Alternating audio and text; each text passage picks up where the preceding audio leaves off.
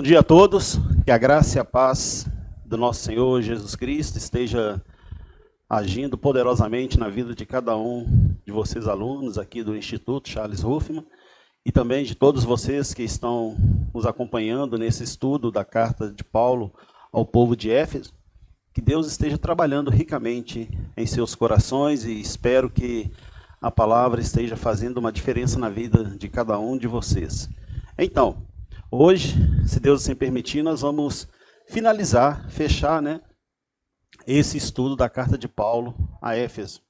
Nós vamos entrar aqui no capítulo 6, e eu acredito que nós vamos terminar ele bem rapidinho, porque ele é praticamente uma continuidade do capítulo 5, daquelas orientações que Paulo tem feito à igreja, sobre a importância da unidade da fé, e nós estamos vendo que para a gente buscar esta unidade da fé, isso engloba um monte de coisa. Não é só ter um conhecimento espiritual, um entendimento da palavra de Deus, da doutrina, mas acima de tudo, nós precisamos de ter atitudes, comportamentos, ações que condiz, que reflete, que manifesta isto que Paulo vem ensinando, às igrejas, e deixou esse manuscrito, todo esse acervo para nós aqui hoje.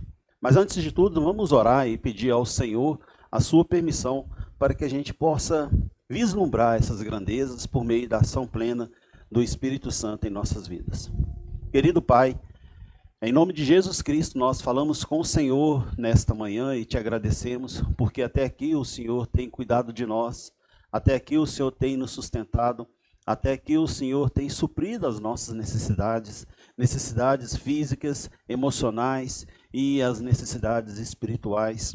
Obrigado, Deus, pelo grande acervo de manuscritos, do ensinamento, da doutrina do Senhor que aqui foi deixado para nós. E hoje, na ação plena do Espírito Santo, nós podemos ter acesso a essas verdades e poder compreender qual é a boa vontade do Senhor, Deus. Nos ajude, Pai, como família do Senhor, como povo do Senhor, para fazermos a vontade do Senhor, para transformar as nossas vidas para a honra e glória do Senhor. É em nome de Jesus Cristo que oramos e te pedimos a tua permissão para vislumbrar essas verdades nesta manhã, em nome de Jesus. Amém. Ok, então vamos fazer uma leitura do capítulo 6, versículo 1 ao 4, primeiramente.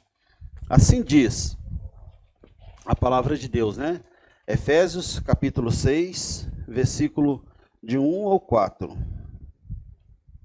Filhos, obedeça a seus pais no Senhor, pois isso é justo. Honre seu pai e sua mãe. É o primeiro mandamento e vem acompanhado de uma promessa para que você seja feliz e tenha vida longa sobre a terra. Pais, não deem aos filhos motivo de revolta contra vocês. Criem os filhos, educando-os e corrigindo-os como quer o Senhor. Ou seja, aqui nós já podemos observar que esses versículos nos chamam a atenção em algumas coisas. Primeiramente, Paulo está instruindo esse grupo esse relacionamento entre filhos e pais, pais e filhos. Ele pede que haja uma boa harmonia, que haja uma boa convivência entre os filhos com seus pais, que Satanás não venha ganhar êxito nesta relação. Então nós precisamos ouvir o que a palavra de Deus diz, como Deus quer que seja a relação.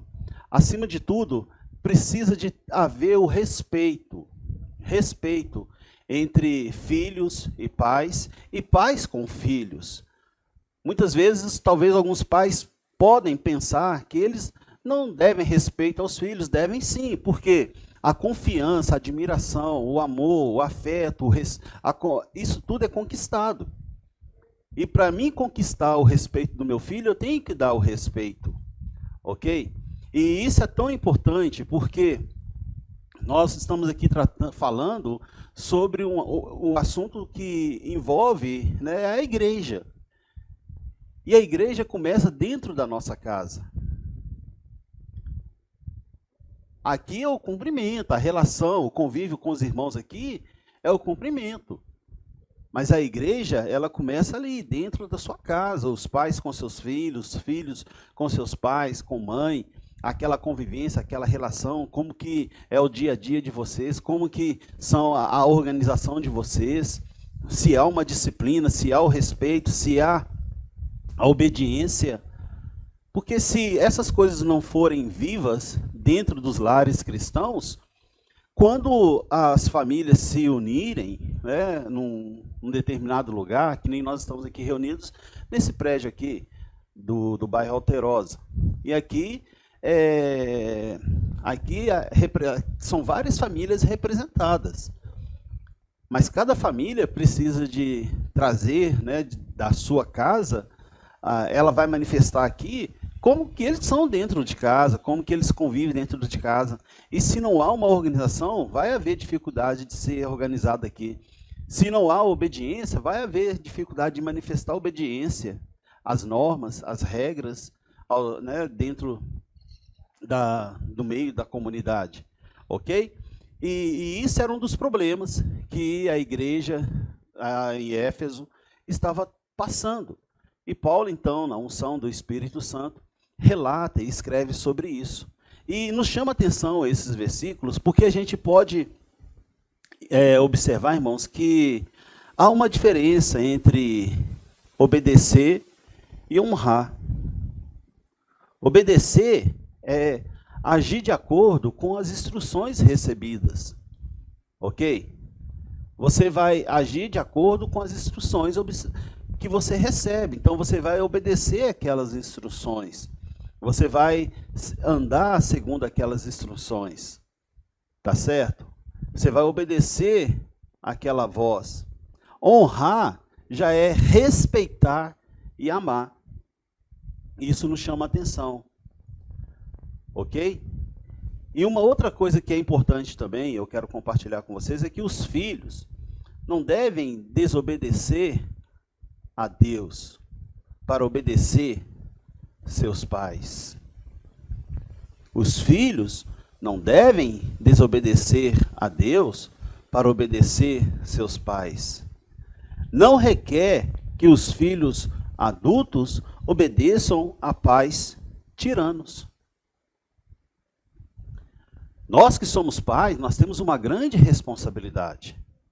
Você que é pai, você tem um grande compromisso de criar, de educar, de fazer com que os seus filhos sejam homens, sejam mulheres decentes.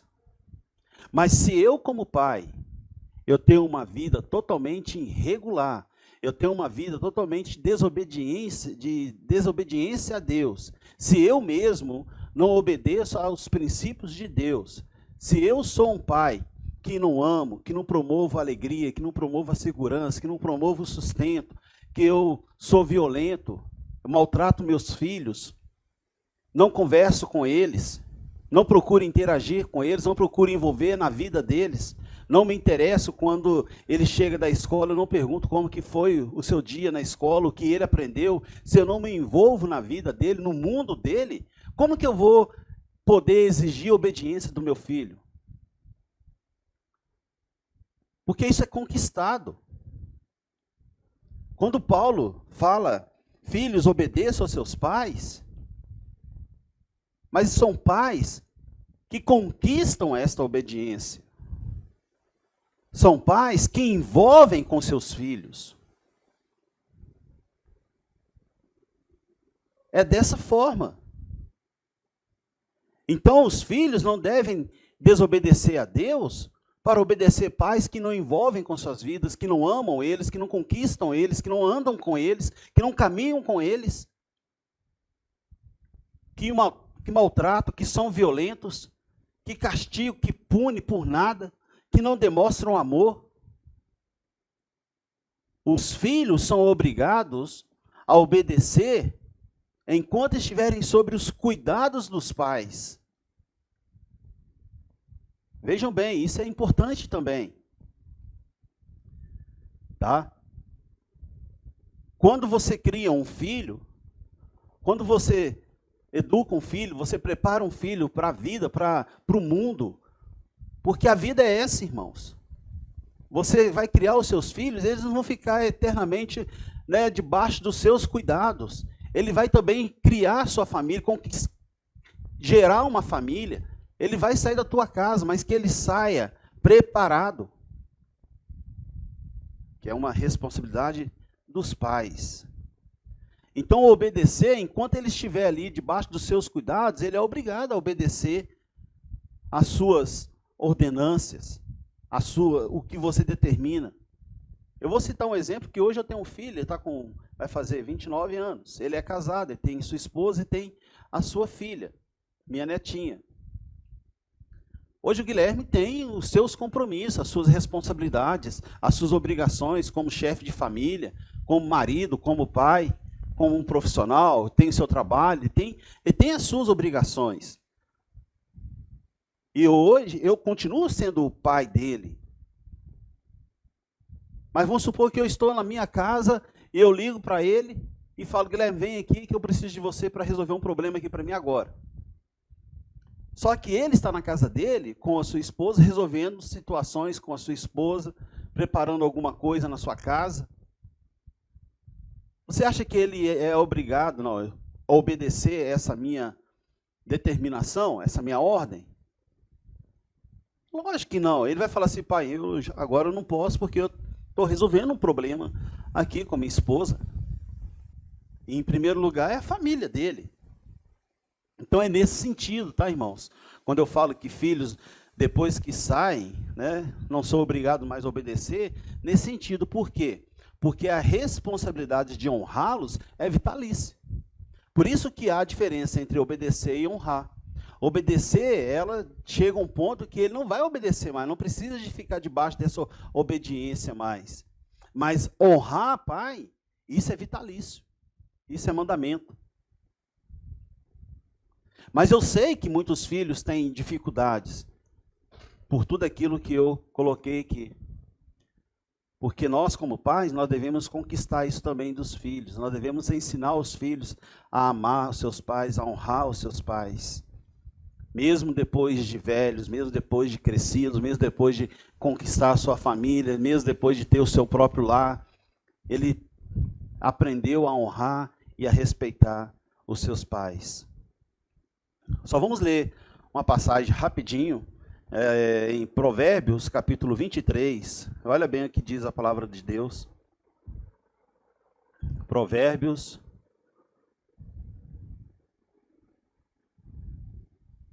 Provérbios 23, versículo 22. Ouve teu pai, que te gerou, e não despreze tua mãe, quando vier a envelhecer.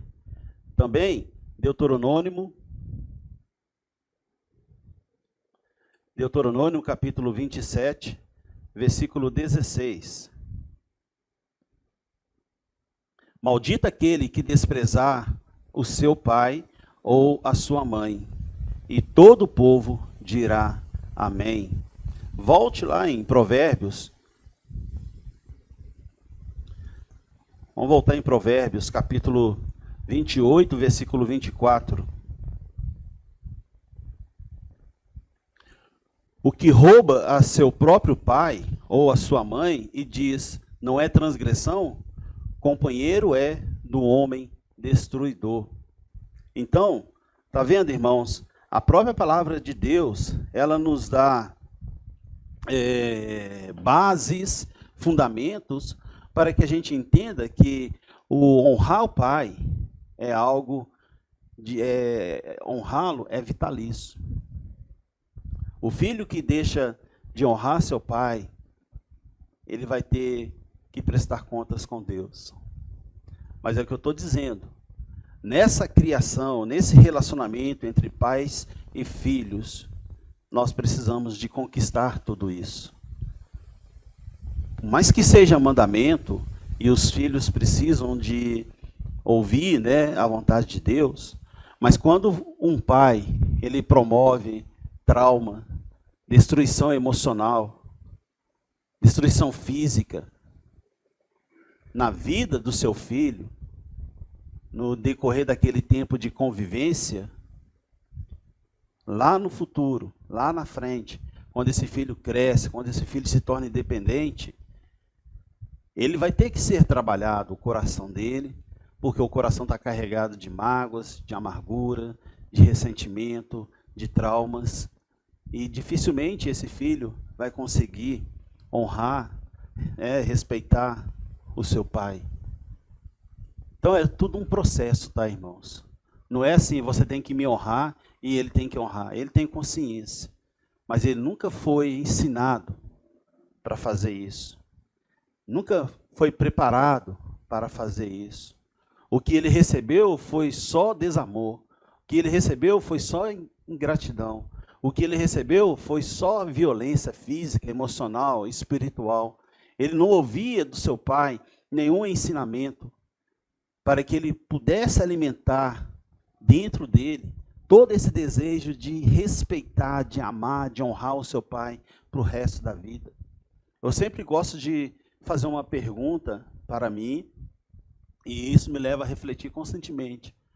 Qual é o legado que eu estou deixando para os meus filhos?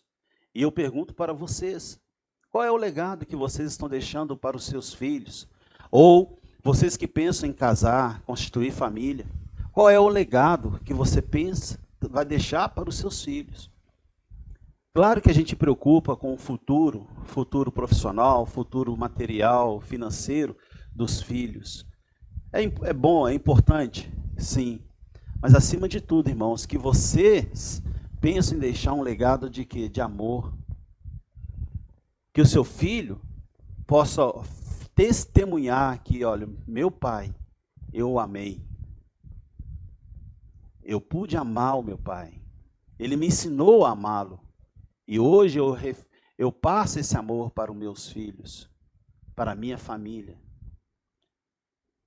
Que independente das dificuldades, seja elas em qual for, em qual área, nós podemos amar.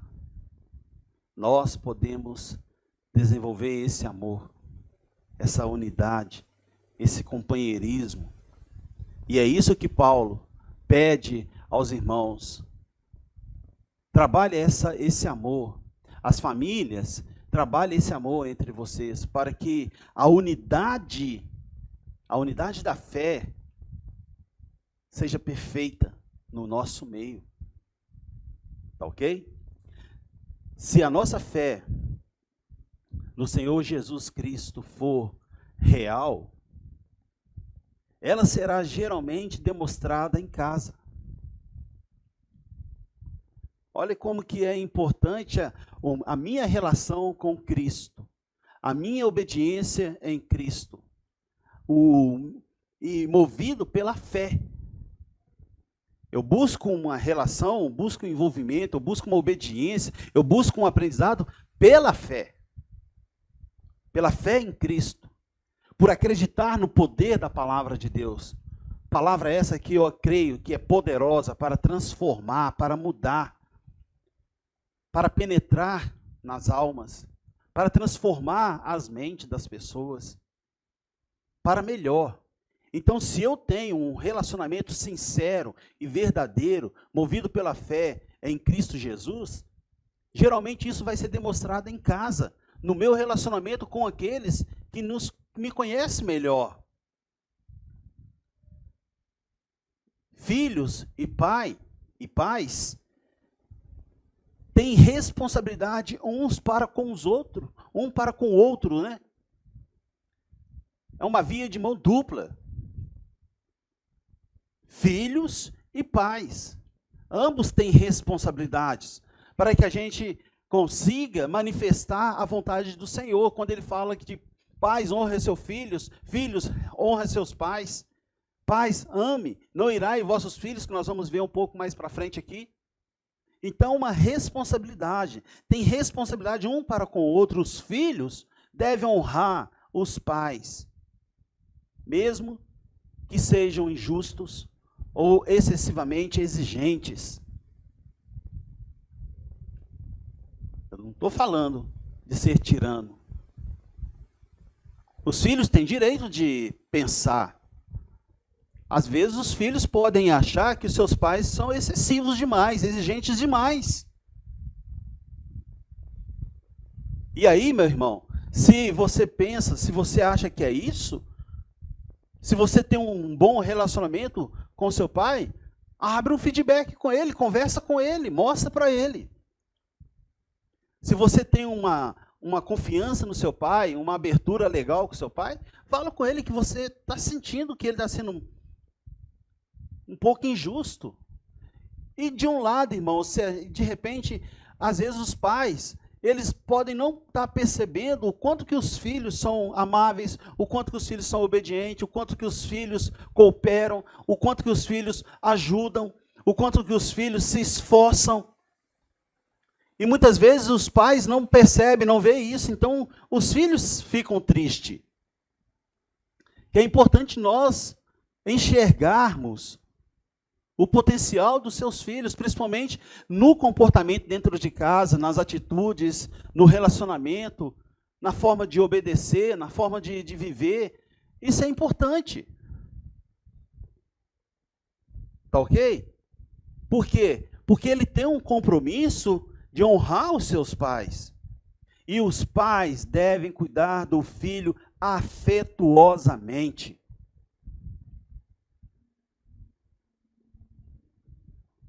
É verdade, é isso aí. Ó. Afetuosamente. Eu tenho um compromisso de promover o amor ao meu filho.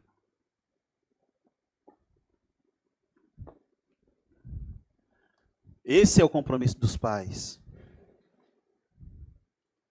Mesmo que estes não sejam obedientes ou amáveis, eu tenho o compromisso de cuidar afetuosamente. Tem pais que muitas vezes acham que estão punindo seus filhos, porque às vezes acha que o filho é desobediente, aí ele deixa de cuidar dele, deixa de comprar uma calça para ele, deixa de comprar um tênis para ele, deixa de comprar um caderno para ele, deixa de comprar uma mochila para ele poder ir para a escola, deixa de dar a ele de vez em quando, porque nós também não temos condições de ficar dando dinheiro, mas de vez em quando você dá a ele para ele comer um chips, chupar um picolé, comprar um chup-chup, um chiclete, seja o que for, na escola.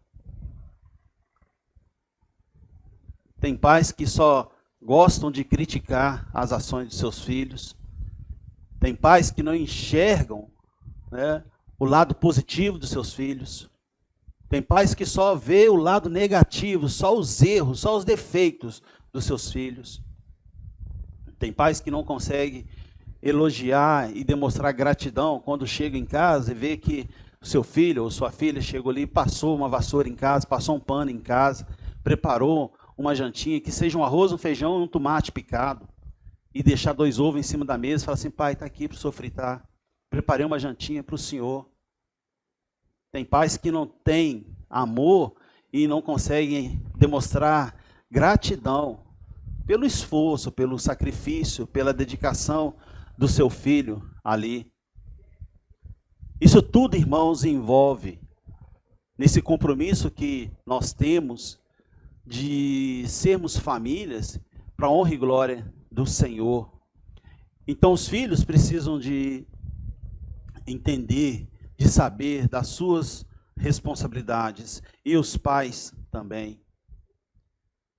Você é pai, você é mãe, independente se seu filho é obediente ou não, nunca deixe de cuidar do seu filho, porque ele é seu filho. Ele é o seu filho. Nós temos um exemplo tão bonito e um exemplo maior, uma lição para nós, irmãos. Deus nunca deixou de amar-nos, porque nós somos filhos dele. Nós não somos criaturas de Deus, nós somos filhos de Deus. E Deus nunca deixou de amar os seus filhos, mesmo quando nós o desonramos, mesmo quando nós o rejeitamos, mesmo quando nós o negamos, mesmo quando nós o traímos. Deus nunca deixou de cuidar dos seus filhos. Onde você estiver, Deus está olhando para você, porque Ele é seu Pai. E Deus o ama. Deus não vai amar você só quando você fazer coisas boas, só quando você fazer coisas bacanas, só quando você andar certinho. Deus é teu pai, independente de qualquer situação, de qualquer momento que você estiver vivendo. Deus é o teu pai. Ele não vai tirar a justiça sobre você. Ele vai ser justo com você. E é por isso que Deus nos pune, nos castiga, nos corrige, e é com amor. Deus não precisa ficar com raiva, com ira, para castigar os seus filhos, porque Ele ama os seus filhos, e Ele corrige com amor. E nós devemos corrigir os nossos filhos com amor. Eu vou contar rapidinho aqui um episódio que aconteceu comigo, com a relação com o Guilherme, quando ele era novinho ainda. E nós íamos para o culto, né, de domingo, e o Guilherme era muito agitado, muito levado. E sempre que ele fazia uma arte, né, na hora do culto, eu pegava, o prédio era 2 pavimentos, 3 pavimentos, eu levava ele lá para o segundo pavimento, onde tinha os banheiros, e colocava ele ali, e ali eu corrigia na hora. E passava um tempinho e a gente subia. Um belo dia, eu fiz isso e o Andrade, que foi meu mestre, um irmão muito amado e importante na minha vida, ele sempre sentava, tinha a entrada, né, a porta, mas tinha um murozinho assim que separar para entrar de um lado do outro. Assim, ele sentava aqui e ele observava. E um dia ele observou fazer. Ele sempre observava eu fazer isso, na verdade. Aí num domingo que eu fiz, terminou o culto, ele me chamou e falou comigo assim: olha, não quero que você corrija o Guilherme dessa maneira. Você levantar da adoração ao Senhor, do culto ao Senhor, você na hora da mensagem, ou na hora da ceia, ou na hora do louvor, você pegar seu filho, levar ele lá embaixo para corrigir. Não quero que você faça isso mais. Você vai corrigir ele em casa. Fala, tá bom. Tudo bem. Aí o Guilherme fez a bagunça dele, como sempre. E eu falei com ele, ó, chegar em casa eu vou te corrigir. E nisso, até chegar em casa, irmãos, foi quase 2 horas, porque o culto terminava, a gente ficava lá conversando com os irmãos, brincando, colocando a conversa em dia, e sempre éramos uns dos últimos a sair do prédio da igreja. E quando nós chegamos, eu até já tinha esquecido da situação. Aí Maria Antônia então me chamou e falou assim: Júlio, o Guilherme está lá no quarto, te esperando. Eu falei, para quê? Uai, você disse que você ia conversar com ele, por causa da desobediência dele lá no culto. Irmãos, é incrível. Porque ali eu não fui movido com a minha raiva, com a minha impaciência. Ali eu estava tranquilo. E fui conversar com o Guilherme. E falei com ele, e ele, sim, pai, eu lembro disso, eu sei que eu desobedeci ao Senhor. E aí eu fui corrigir, disciplinei ele com umas chineladas, e ele foi e me deu um beijo. E foi para a cama chorar. E eu corri, fui para o banheiro e comecei a chorar. Aí na segunda-feira, no centro de treinamento cristão, eu fui mais cedo, fui conversar com o Andrade e falei com ele: não, irmão, não dá para conversar assim, não dá para tratar assim, não dá para resolver as coisas assim. E por quê? Eu disse: não, eu quase não consegui corrigir o Guilherme. Eu falei assim: mas esta é a verdadeira correção. A verdadeira correção com seus filhos, irmãos, é aquela quando seu pai te sente. Quando os pais sentem. Porque essa é a correção que você manifesta amor. Não é aquela que você faz com raiva, porque o menino te fez raiva, aí você já perdeu a paciência, aí você vai e descarrega a sua raiva sobre ele. Essa não é a verdadeira correção. E o Andrade me ensinou isto, e eu agradeço a ele. Porque todas as vezes que eu passei a corrigi-lo assim, eu também sentia a correção. E o Andrade ainda falou mais, falou assim: você nunca bate com a sua mão, você usa um elemento neutro, que seja uma vara, seja uma chinela, seja uma correia. Porque as mãos, se você bate com as mãos, o seu filho começa a ter trauma de você. E quando você esticar seus braços para chamá-lo para vir até você, para você abraçá-lo, ele vai retroceder, ele vai ficar com medo, porque ele vai achar que você vai agredi-lo. Então sempre use um objeto neutro, porque ele vai identificar que aquele objeto é objeto de disciplina, mas não as suas mãos. Façam isso. Se você tem corrigido seu filho dessa maneira, com as mãos, não façam isso mais. Porque seus braços, suas mãos, é para que os seus filhos possam vir até você. Essa é a verdadeira correção. É isso aí, você vai cultivar o amor entre você e o seu filho. E isso vai ajudar para que essa relação se fortaleça. E os pais, mesmo que os seus filhos precisam melhorar, não deixem de ser pai. Não deixe de olhar, não deixe de cuidar, não deixe de exercer o seu compromisso, a sua obrigação de cuidar. Mesmo que eles talvez não sejam amáveis, porque também tem filhos que não demonstram nenhum pouco de amor aos seus pais. Tem filhos que não valorizam o sacrifício dos seus pais. Essa é a verdade. Mas com o poder da palavra, com o poder da oração, com a unção de Deus, com o poder transformador que nós acreditamos que Deus pode transformar e mudar as mentes, tanto dos pais quanto dos filhos, isso pode se converter, isso pode mudar. O ideal é que pais e filhos cristãos se relacionem com entendimento e amor. Se nós relacionamos dessa maneira, irmãos, quando as igrejas se reúnem, quando as famílias que formam o corpo de Cristo se reúnem, vai ficar muito mais fácil de promover a unidade. Uma unidade segundo a vontade de Deus. Tá certo? Isso é importante. Isso é possível, esse desenvolver, se relacionar com entendimento e amor. Isso é possível quando os pais colocam o interesse dos filhos acima dos próprios interesses e vice-versa.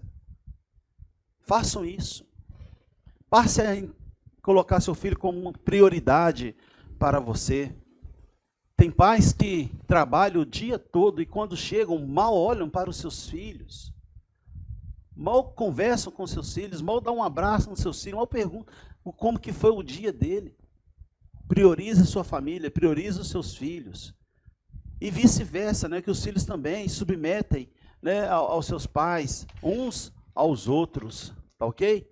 Isso é a vontade de Deus para as nossas vidas, tá bom? Vamos continuar aí, versos 5 ao 9.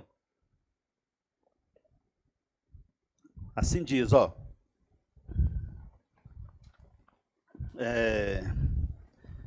escravos, obedeçam aos seus senhores nesta vida, com temor e tremor, com simplicidade de coração, como a Cristo, não como sirvam somente quando vigiados, ou para que os homens os elogiem, mas sejam como servos de Cristo, que cumprem de todo o coração a vontade de Deus, sirvam de bom grado, como se servissem ao Senhor, e não a homens. Vocês sabem que cada um, escravo ou livre, receberá do Senhor o bem que tiver feito. Senhores, tratem seus servos do mesmo modo. Deixe de lado as ameaças. Vocês sabem que tanto eles quanto vocês têm o mesmo Senhor que está no céu e não faz distinção de pessoas. Aqui a gente percebe que Paulo já está passando uma orientação para a relação de servos, escravos e senhores. Aqui fala do relacionamento entre senhores e escravos. Paulo, irmãos, não faz uma crítica à estrutura social do seu tempo, porém salienta que todos são iguais perante Deus. Ele anuncia uma transformação radical das relações, sejam quais forem os papéis, e os deveres sociais. E um exemplo é a própria carta de Filemão, que nós estudamos aqui, que nós falamos. Paulo passa uma instrução agora do como que deveria de ser o relacionamento entre aquele senhor Filemão e o seu escravo Onésimo, porque ambos pertencem ao mesmo Senhor, e Deus não vai fazer distinção de pessoas. pelo seu estado social, pela sua estrutura, pela sua cor, pela sua beleza. Deus não olha isso. Todos nós somos iguais na presença de Deus, porque todos nós estamos debaixo da graça, todos nós dependemos da graça, todos nós estamos agora vivendo pela glória de Cristo Jesus, porque a glória é de Cristo. Foi Ele quem nos conquistou, nos regenerou, foi Ele quem veio buscar, foi Ele que salvou, foi Ele que nos levou novamente a ter essa relação agora com Deus. E se hoje você é bem sucedido, você deve agradecer a Deus. Se hoje você tem a sua empresa, você deve agradecer a Deus. Tem pessoas e tem irmãos, filhos de Deus, que abandonam a Deus por causa da sua vida social, a sua vida financeira. Não tem tempo mais para Deus e esquece que foi Deus quem o colocou naquele lugar. Foi Deus que capacitou, foi Deus quem o ajudou. Porque tudo vem de Deus, tudo é para Deus e tudo é para a honra e glória de Deus. Mas chega um momento em que as pessoas esquecem disso e passam a viver de forma ingrata. E Paulo, então, passa essa instrução para nós também, que vocês que são funcionários, que são servos, naquela época, senhores e escravos. Mas isso para Deus não é nada, irmãos. Onésimo ia continuar sendo escravo de Filemon, e ele tinha que servir Filemon melhor ainda, porque Filemon passou a ser seu irmão, e deveria de ser seu irmão amado em Cristo. Mas nem sempre é assim, quando nós temos ouvido alguns irmãos empresários, que muitas vezes contratam irmãos em Cristo para trabalhar para eles.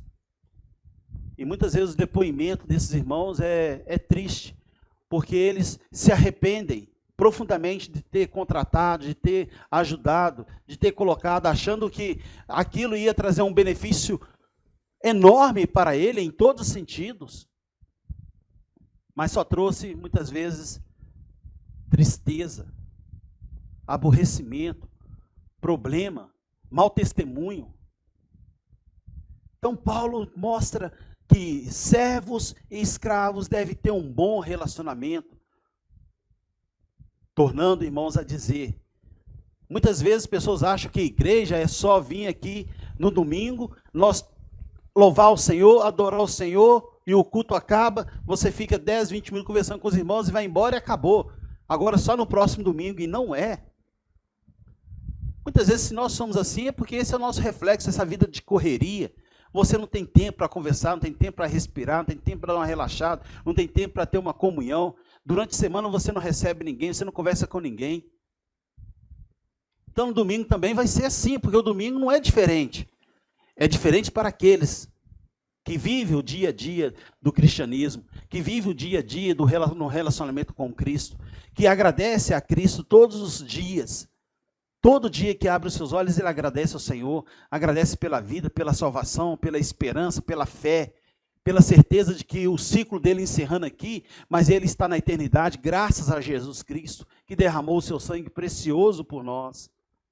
E aí eu falo com você que está aqui acompanhando esses estudos e que ainda não se rendeu a Cristo Jesus. Esta é uma grande oportunidade. Jesus quer ser o seu Senhor. Ele é o Senhor, Ele é o Criador, mas você tem a liberdade de decidir, meu querido, se você quer Jesus como Senhor e Salvador da sua vida. Vida essa que não se resume apenas a este mundo, porque aqui nós estamos de passagem, nós estamos morrendo aqui, nós estamos num corpo totalmente debilitado, um corpo que tem extremas necessidades. Nós precisamos de água, nós precisamos de comida, nós precisamos do ar, nós precisamos de saúde, nós precisamos de tudo para poder se manter. Porque esse corpo, ainda assim, ele está morrendo. Mas Jesus nos traz esperança de vida eterna, de salvação eterna, de estar com Ele, né, eternamente, de receber com Ele e viver com Ele num corpo incorruptível. Essa é a nossa esperança e esta é a sua oportunidade de tomar a decisão de buscar Cristo Jesus, de se arrepender dos seus pecados, de confessar Jesus como Senhor e Salvador de sua vida. E se você quer aprender mais, se você quer ouvir mais sobre os passos para o seu arrependimento e o seu batismo, nos procure, ligue, entre em contato. Nós vamos ter o maior prazer de poder ir e ajudar cada um de vocês. Tá joia? Então Paulo, ele está aqui deixando bem claro como deve ser esse relacionamento entre irmãos, né, senhores e escravos. Se você trabalha numa empresa no qual o dono ou o diretor é um irmão seu em Cristo, cumpra com todas as obrigações da empresa. Não pense que pelo fato de você ser irmão em Cristo daquele homem ou daquela pessoa, você pode descumprir as normas daquela empresa. Se você tem que pegar serviço 8 horas, chega 5 para 8, procure ver como é que está o seu local de trabalho. E deu 8 horas, você vai lá e bate o teu ponto. Se você tem 15 minutos para fazer um lanche, faça 15, não faça 20. Se você tem 1 hora para fazer o descanso do almoço, almoça. Mas faltando 15 minutos, vai lá, começa a fazer a higiene bucal, escovar seus dentes, se preparar. Não espera vencer o horário para você escovar dente. E deu 1 hora, você já está batendo o seu ponto e está voltando para as suas funções. Dá um bom testemunho, dá um bom exemplo de cristão. Respeite as normas, respeite o seu irmão. Valorize. E é assim que vai ser dado um bom testemunho. E é isso que Paulo está pedindo aos escravos para obedecer, né? Obedeça aos seus senhores com temor e tremor.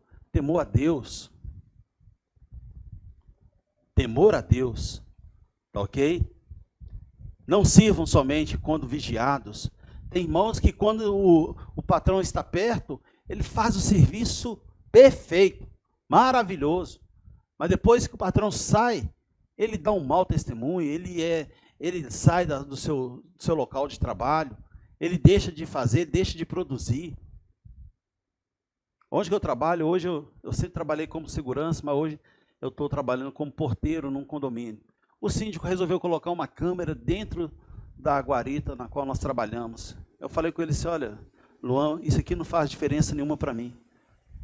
O que eu sou longe é o que você vai ver com essas câmeras aí. E eu tenho minha consciência tranquila que eu tenho feito o meu trabalho com excelência, com zelo, porque eu sou grato a Deus pelo meu trabalho. É Ele quem abriu aquela porta, é Ele quem vai fechar. Eu não preciso de ninguém me vigiar para que eu possa exercer as minhas funções. O bom profissional não precisa de ninguém vigiar. Mas você quer vigiar? Faça. Para mim não vai fazer nenhuma diferença isso. Porque eu tenho consciência das minhas funções, das minhas obrigações, e eu vou fazer. E eu trabalho à noite. É porque eles falam que o porteiro está dormindo. Eu falei com ele, irmão, Luan, você acha que eu vou sair da minha casa para vir aqui dormir, ficar 12 horas dormindo num banco desse aqui? Deixar a minha casa, deixar o meu conforto, deixar a minha esposa? Não é por aí. Então, o que Paulo está dizendo, né? Que não sirvam somente quando vigiados ou para os homens os elogiarem, mas seja como servos de Cristo, desenvolver o temor. Sou um cristão. Não preciso de ninguém me vigiar, Deus já está ali. Deus já é onisciente, onipresente, onipotente. Deus é em todo tempo, Ele é absoluto. E eu tenho que prestar contas com Ele, irmãos. Como cristão, como marido, como pai e como profissional também. Tá ok? É isso que Paulo está dizendo e está pedindo para a gente poder fazer, basicamente, nesses versículos. E do versículo 10 ao 20, olha o que ele diz aí. Ademais, fortaleçam-se no Senhor e na força do seu poder. Vistam a armadura de Deus para poderem resistir às manobras do diabo. A sua luta, irmão, a sua luta não é contra o seu irmão do lado, mas são contra as obras que o maligno deixou. É contra o pecado. Veja bem, Então ele está pedindo para nós nos vestirmos com essa armadura. A nossa luta, de fato, não é contra homens de carne e ossos. Eu não sou seu inimigo, você não é meu inimigo. Aquela pessoa que talvez você tenha um desentendimento com ela, não é seu inimigo. Ele não pode fazer nada contra você. Talvez ele pode atingir o seu corpo, a sua carne, mas não pode atingir a tua alma. Em Coríntios, Paulo relata isso. Para que temer aquele que pode fazer algo apenas contra a carne? Mas eu devo temer aquele que pode mandar para o inferno tanto a carne quanto a alma? Veja bem. E o pecado, irmãos, é o nosso adversário. A luta é contra o pecado. A nossa luta, de fato, não é contra homens de carne e ossos, mas contra os principados e as autoridades, contra os dominadores do mundo das trevas, contra os espíritos do mal que habitam as regiões celestes. Por isso que nós devemos viver uma vida de vigilância, de oração, de jejum, intercedendo um pelos outros. Viver, buscar uma unidade perfeita, a perfeição em Cristo. Porque a nossa luta, irmãos, é contra as regiões celestes. Contra os espíritos maus que habitam nas regiões celestes. Por isso, vistam a armadura de Deus, para que no dia do mal, vocês possam resistir e permanecer firme. Hoje é um dia, irmãos, que nós estamos travando luta. A igreja está aqui, a igreja está caminhando, a igreja está andando, a igreja está lutando. Nós não estamos ainda podendo relaxar. Devemos viver e permanecer firmes, superando todas as provas. Estejam, portanto, bem firmes, cingidos no cinturão da verdade, vestidos com a couraça da justiça, os pés calçados com o zelo, para propagar o evangelho da paz. Tenham sempre na mão o escudo da fé, e assim poderão apagar as flechas inflamáveis do maligno. Coloquem o capacete da salvação e peguem a espada do Espírito, que é a palavra de Deus. Rezem, orem, incessantemente no Espírito, com orações e súplicas de todo tipo, e façam vigílias, intercedendo sem cansaço por todos os cristãos. Está vendo, irmão? Nós temos que ter esses hábitos. Nós temos que ter o hábito de orar, nós temos que ter o hábito de jejuar, nós temos que ter o hábito de querer fazer uma vigília. Nós muitas vezes somos críticos, eu fui assim. Nós também somos falhos. Mas cada um sabe o seu potencial, a sua capacidade, a sua limitação. A igreja tem que ter essas práticas, nós precisamos de ter essas práticas, isso nos ajuda. Fazer vigílias, vamos fazer vigília em prol das famílias, vamos fazer vigílias em prol da saúde, vamos fazer vigília em prol da saúde espiritual da igreja, da irmandade, vamos fazer vigília em prol do crescimento, vamos fazer vigília em prol da comunhão, em prol da união. Vamos fazer vigília para que a paz esteja reinando constantemente no meio de nós. Rezem também por mim, Paulo pedindo. Rezem também por mim, que a palavra seja colocada na minha boca para anunciar ousadamente o mistério do Evangelho, do qual sou embaixador, aprisionado, que eu possa anunciá-lo com ousadia, como é meu dever. Bonito, né, irmãos? Muito bonito.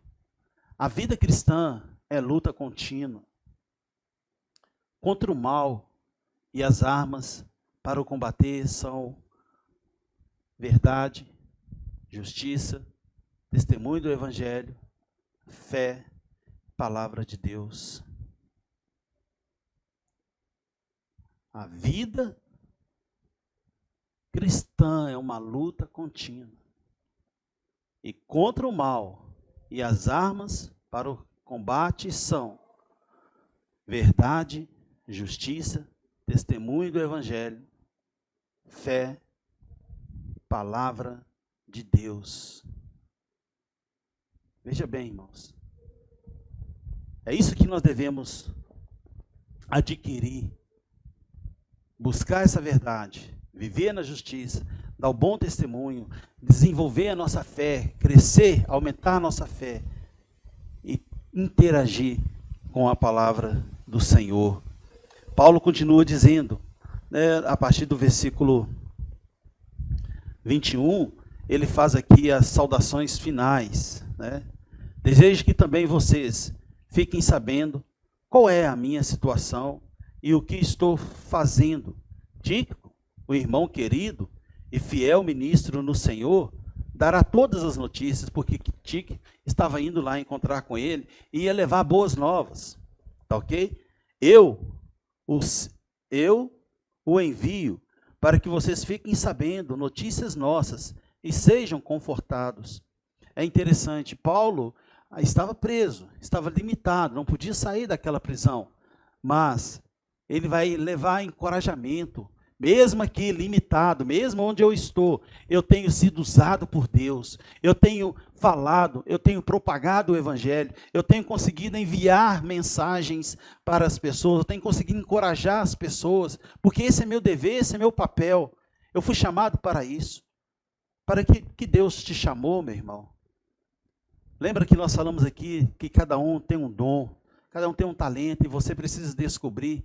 Você é importantíssimo no reino, você é importantíssimo no corpo de Cristo, você tem valor insondável na casa do Senhor, porque quem te colocou aqui foi Jesus Cristo, e uma gota do sangue de Cristo, irmãos, não tem preço. Então você tem valor, descubra seu dom, reanime na presença do Senhor, se você estiver desanimado, se você já estiver descrente, confie no Senhor, confie na palavra, confie no poder da palavra, confie que Jesus Cristo anda com você, confie que Jesus Cristo e o Espírito Santo possa te renovar, te reestruturar, te restabelecer e colocar você onde Ele te chamou, para que você possa ser um dom precioso para a honra e glória dEle, na obra dEle. Então, irmãos, Paulo agora, ele entra no finalzinho, né, dessa carta, das saudações finais. É bem bacana isso, porque Paulo, olha o que ele fala no versículo 21, desejo que também vocês fiquem sabendo qual é a minha situação e o que estou fazendo. Paulo tinha um desejo de compartilhar, de dividir com outras pessoas, né, que também preocupam com ele. Os irmãos estavam preocupados com Paulo.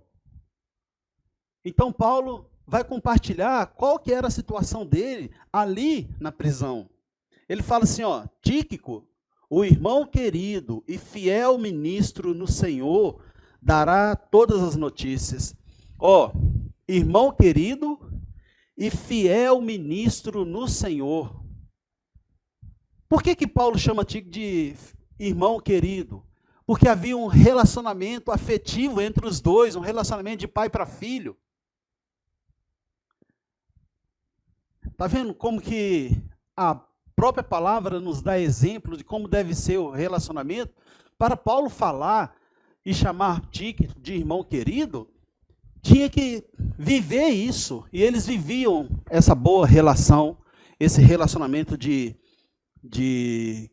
pai para filho, porque Tíquico é como se fosse um filho para Paulo, e fiel ministro, ou seja, Paulo via nas práticas, no comportamento, na conduta de Tíquico, que ele era um fiel ministro, que ele respeitava, que ele era temente às vontades do Senhor, ele obedecia às vontades do Senhor, ele procurava colocar na prática a sua nova identidade como cristão. Eu o envio, Paulo dizendo, para que vocês fiquem sabendo notícias nossas e sejam reconfortados. Ou seja, a igreja de Éfeso e daquelas regiões onde a carta seria lida, também estavam preocupados com Paulo. Então, dar informação traz um conforto. E fica aqui para nós uma lição. Nós temos um relacionamento, uma convivência entre nós. E criamos laços. Então, quando você se ausenta, irmão, quando você, por algum motivo, Dá notícia. As pessoas aqui ficam preocupadas, as pessoas ficam aqui ansiosas, querendo saber como você está, o que está acontecendo, se está tudo bem. Dá notícia. E Paulo, então, manda Tíquico para dar notícias e reconfortar aqueles irmãos. Aos irmãos, paz, o amor e a fé da parte de Deus e do Senhor Jesus Cristo. A graça esteja com todos aqueles que amam nosso Senhor Jesus Cristo com amor perene. Aos irmãos, a paz, o amor e a fé da parte de Deus Pai. E assim ele encerra essa carta, deixando a paz, deixando o amor e a fé por parte de Deus para aqueles irmãos. E é esta paz que eu deixo com vocês. Espero que esse material, esse estudo de Efésios, possa trazer paz ao seu coração, possa trazer alegria ao seu coração, possa fortalecer a tua fé e possa te encorajar a desenvolver o amor de Cristo para com os outros. Que Deus te abençoe, que Deus te ilumine e que possamos continuar a nossa caminhada, porque a nossa fé nos leva a acreditar e confiar que a nossa esperança, irmãos, em Cristo, não se limita apenas a esse mundo. E é por isso que vale a pena a gente superar todas as adversidades, vale a pena a gente vencer todos os obstáculos, vencer todos os desafios, porque um dia estaremos eternamente ao lado de Deus. Vamos orar e agradecer a Deus por esse momento tão maravilhoso que tivemos desse estudo da carta de Paulo ao Éfeso. Querido Pai, em nome de Jesus Cristo, nós falamos com o Senhor. Te agradecemos por tudo que o Senhor tem feito por nós. Muito obrigado pelo privilégio que tivemos de vislumbrar as grandezas do Senhor por meio da carta de Paulo ao povo de Éfeso.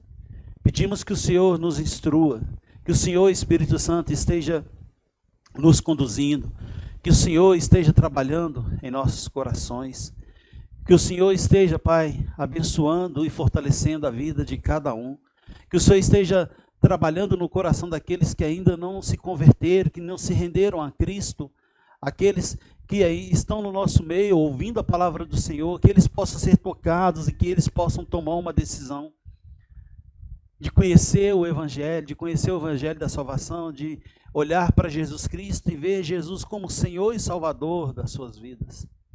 Essa é a nossa oração, essa é a nossa petição. E nos ajude a amar verdadeiramente uns aos outros. Abençoe as famílias, ó Pai, que elas manifestem Cristo no meio delas e que os lares sejam fortalecidos, engrandecidos para a honra e glória do Senhor. E que essas famílias fortes, elas vão se unir e tornar uma comunidade cristã forte e sólida para a honra e glória do Senhor. Esta é a nossa oração e nossa petição nesse momento. E te engrandecemos, Pai, e pedimos que o Senhor nos use como ferramentas para a tua honra e para a tua glória. Abençoe os alunos do Instituto e que eles estejam, Deus, decididos em absorver cada ensinamento para se tornar um obreiro cada vez mais afiado e mais disposto a servir ao Senhor. E que tudo seja para a honra e glória do teu santo nome. Em Cristo é que oramos e te agradecemos. Amém.